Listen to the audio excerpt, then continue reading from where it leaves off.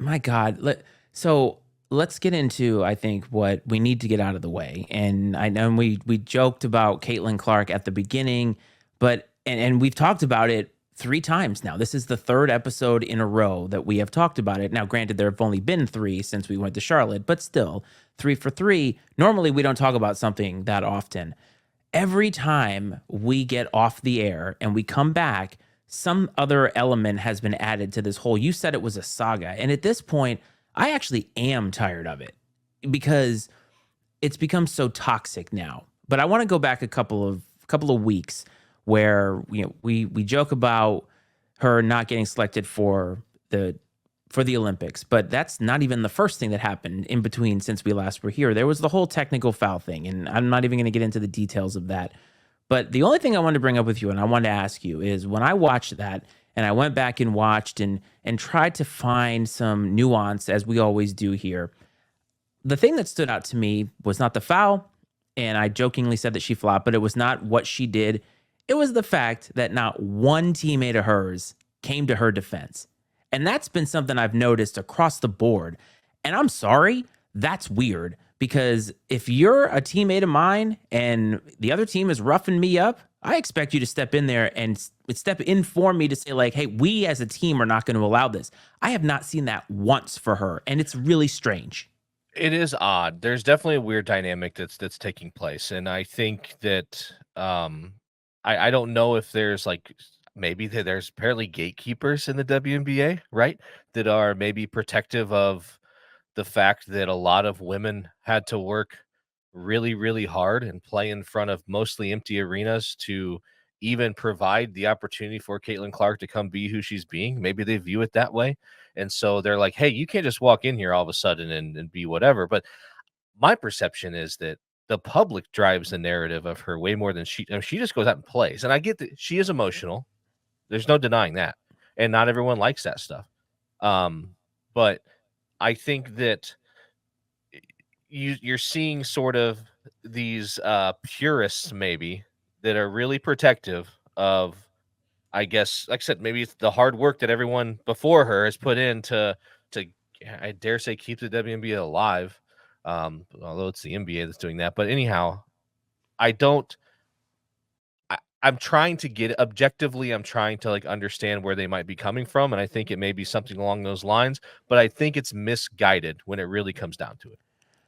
Yes. And so when we talked about this last time, I was kind of on the fence of I think she has to earn it in this league. And I still firmly believe that. And I think that is true of any player coming into any league. Like when you're a rookie and you become professional, you have to earn it. I don't think it should be handed to you. But as I've been kind of looking at the narrative and watching how people are talking about it, I have kind of realized that maybe there are multiple paths here when it comes to this dynamic. That as there is the media driven one, and then I think there is the internal WNBA players driven one, where I can understand fully not wanting to anoint somebody within your circle of players, within your contemporaries, to say like, I don't want this person should not be gifted something that I have already earned through my play. And I think that's fair. I think you can even concede that, even though there is something to be said about her being great and maybe helping the league. But I still think it's weird that, I mean, not only has her teammates not come to her defense, the league hasn't said anything. Her coach really hasn't said a whole lot. I don't know everything that she has said, of course, and I'm going to get raked over the coals for that. But my point being is that it seems as if there is a targeted effort to make her transition as uncomfortable as possible for whatever reason that is. I have no idea. I can't get inside the heads of all of this stuff. It was just like the teammate part. I can understand opponents wanting to do that. Hey, you want to embarrass this person. You want to make them, give them a welcome to the WNBA league. But I saw an argument now I was on the Sneak This podcast a couple of weeks ago with them. And the week after I was there, they had this massive argument about players stepping up that are not going to be down for the cause in terms of like helping your opponent. And I'm like, I think that it's really the act of your teammate coming in and saying, do not do that to my teammate. I don't know why. I don't know what the reasoning is. But if I'm Caitlin Clark, I'm looking at this and I'm thinking, once this contract is up, I'm out of here. Like if my teammates are not going to step in and fight for me, even if it's emotionally, It's weird. This whole thing is weird. It went from being like a great story to this toxic thing that now just will not go away.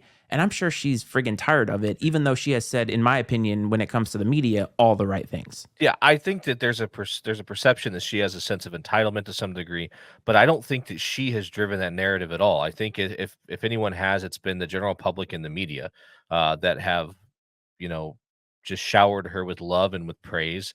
And you have people who I've never watched an entire WNBA game, I'll be honest with you. And I am engaged in what's happening in the WNBA because of Caitlyn Clark. And that fact, I think that concept transcends across, millions of sports fans right now.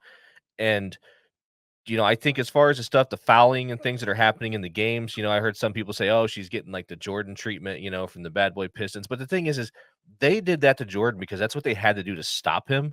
Like this seems like it's a lot more malicious than just trying to keep her from beating them. I mean, like the Fever are not very good, and so No, I don't think there's the competition factor is much of an issue, and in terms of who's going to win the game and the outcome, but the part that bothers me the most is you cannot push this narrative for the last 2 decades of people, hey, there's good basketball played in the WNBA too. The WNBA needs to be viewed on an equal footing as the NBA.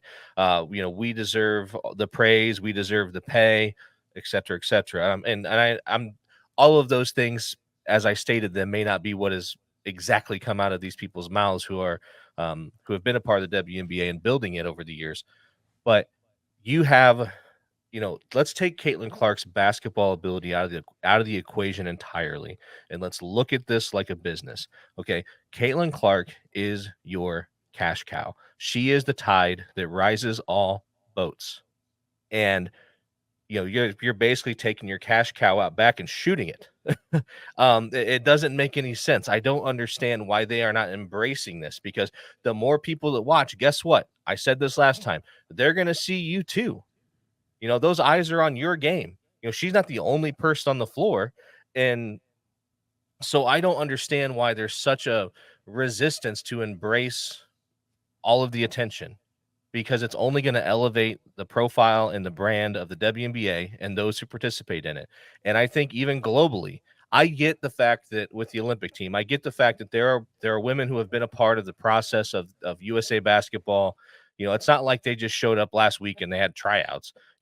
It's a 4-year process of being on the team, playing in the world competition, training camps, and all that stuff. And so I understand that there are people who have put the time in that probably honestly earn or have earned the right to be on that team.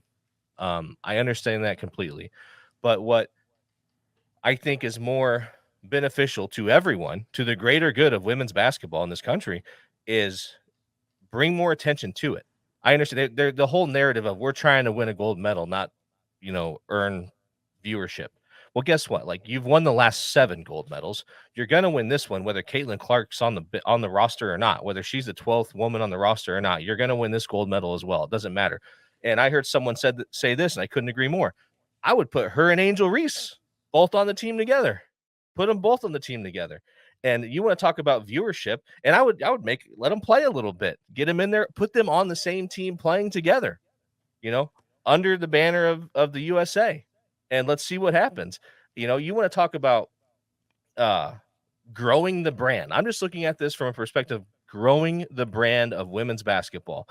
And I don't understand. It's like you have a fire that is blazing hot right now, and you have members of the media and what appears to be the majority of the people involved in the WNBA throwing a wet blanket on it. And it makes zero sense to me. I don't, it's like everyone gets caught up in their feelings about this thing, whether it's politically driven or culturally driven, whatever the case may be.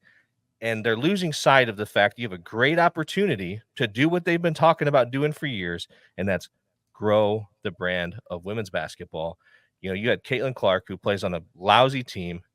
They go to play the Washington Mystic the other night, who are used to playing in front of 4,000 people, and they sell out a 20,000 seat arena. You know what I mean? Like, if that doesn't tell you everything you need to know about how you should be handling this, I don't know what to tell you. You made your bed, you can lay in it. But I think that there are, again, divergent paths here. I don't disagree with you from a business perspective when it comes to the WNBA, the play in the WNBA. But I do separate and think about business versus basketball when it comes to the Olympic team, because I just do not view Olympic basketball as some type of a brand anymore, because we in this country only care about it for real when it's in the Olympics. And other than that, we're mostly concerned with, did we win? But also, one of the arguments that people have been making about, well, this is why Caitlyn Clark should be on it, is, well, Christian Laettner was on the Dream Team. Please line up 100 people outside this door and tell me how many people agreed with that back in the day. Like zero. Zero people thought that was a good idea. And Isaiah Thomas could have made it. They picked Laettner over Shaq. I mean, Shaq, for God's sakes. So it's not as if using that as some litmus test as to why she should get in makes sense. But here's why I agreed with it. And I think it's in totality, as it always is with me, where it's like, the first things first, she could probably use a damn break, because she has been going hard. And you and I talked about it last time, how she went from the national championship to the draft to the WNBA, and it felt like it was in like 5 days. And she's got to be tired. She's been getting beat up. I think there are other ways that she can help grow the game that don't include her being on the bench for Team USA. Because here's the thing, if she makes the team, everybody's happy now. And then when she barely plays, now here comes everybody else again. So you're not going to please any of these people who want to see her on the team. Then they want to see her play. Well, why isn't she starting? And it's like, I actually don't think she's earned that right yet. And I think that if you're talking about the version of Caitlyn Clark that we see right now playing against other professionals, I don't think she's earned it yet. And I don't think that that's a bad thing. It's not a knock on her.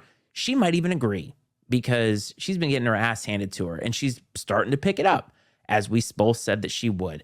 And I think for Team USA basketball, as you pointed out, 7 gold medals. For a lot of these people, it has never been about basketball. And I'm not sure if it actually is, even if she plays and they win the gold medal, because we have been great for how long? I mean, even over 13 Olympics that women have played basketball in the United States, they've won 11 gold medals, and nobody really cares about it. But so I thought Team USA doing it from a basketball perspective, I thought might be doing her a favor in the long run, because I still think in 4 years, when we go back to the Olympics, she's going to make the team. She's probably going to be one of the best players on the team. And at that point, hopefully, the rising tide, as you said, will have benefited the league as a whole.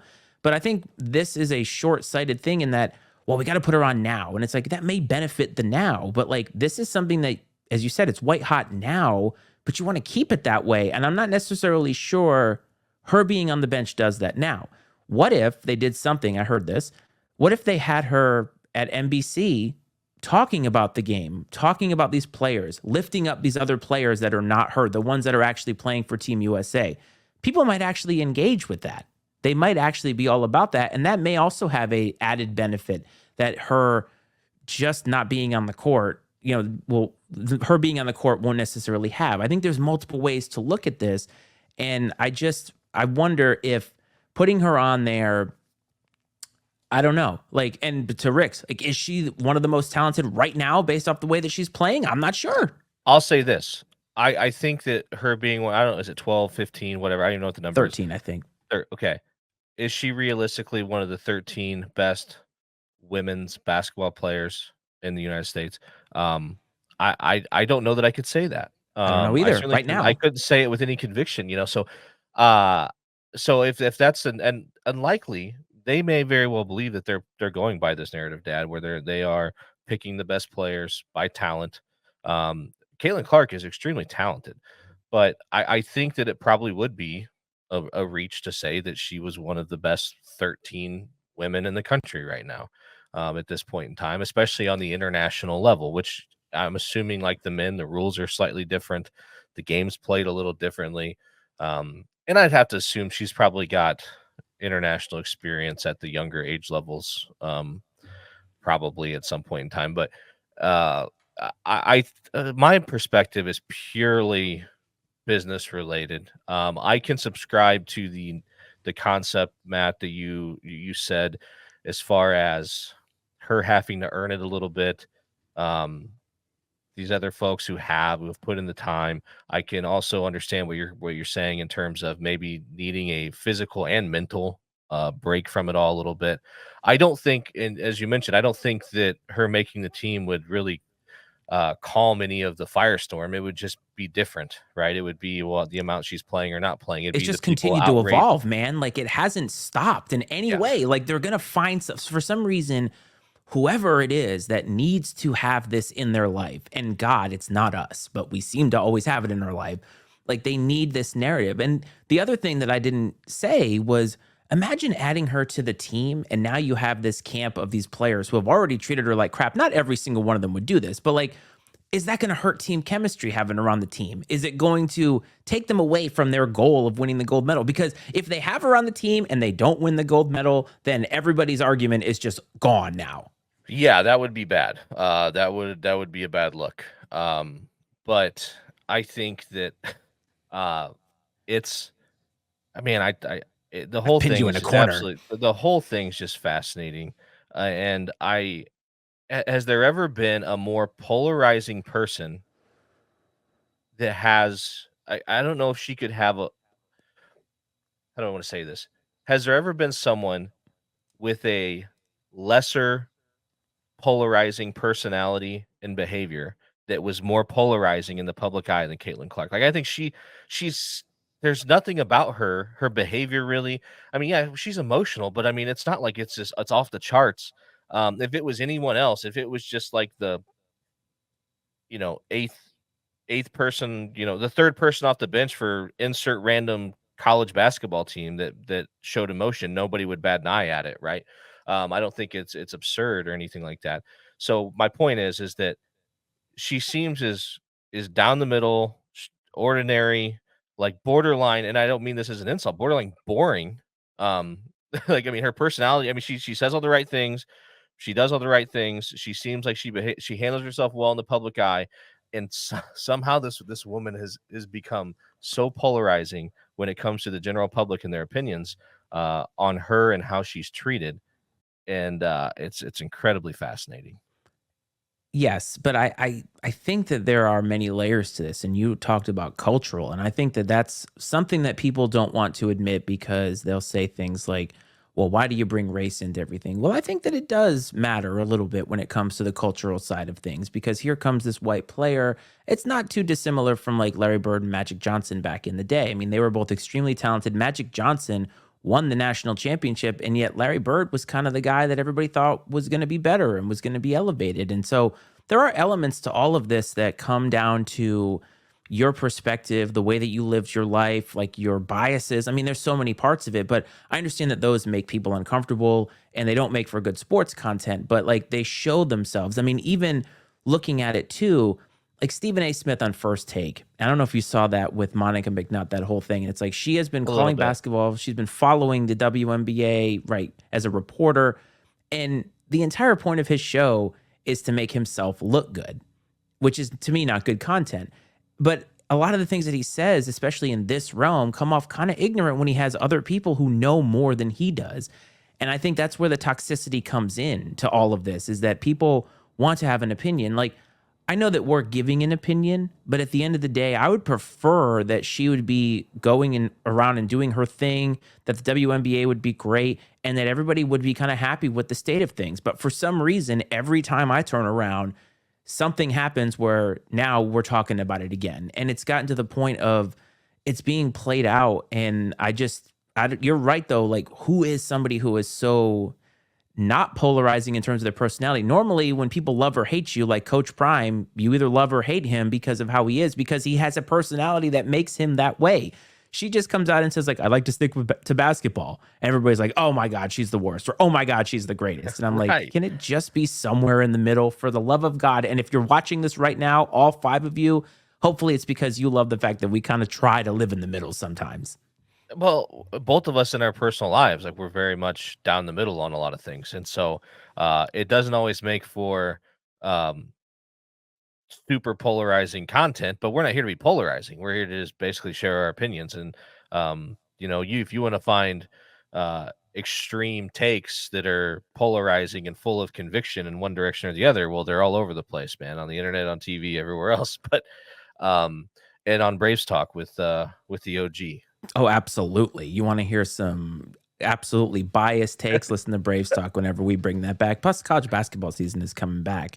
But yeah, I know, again, we've spent like 20 something minutes on this, and I'm sure when I repost this video, people are going to be like, you guys don't know what you're Not talking again. about, blah, blah, blah, blah, blah, which would be awesome because we'll get like 50 subscribers, I'm sure. But I wish that it was less toxic.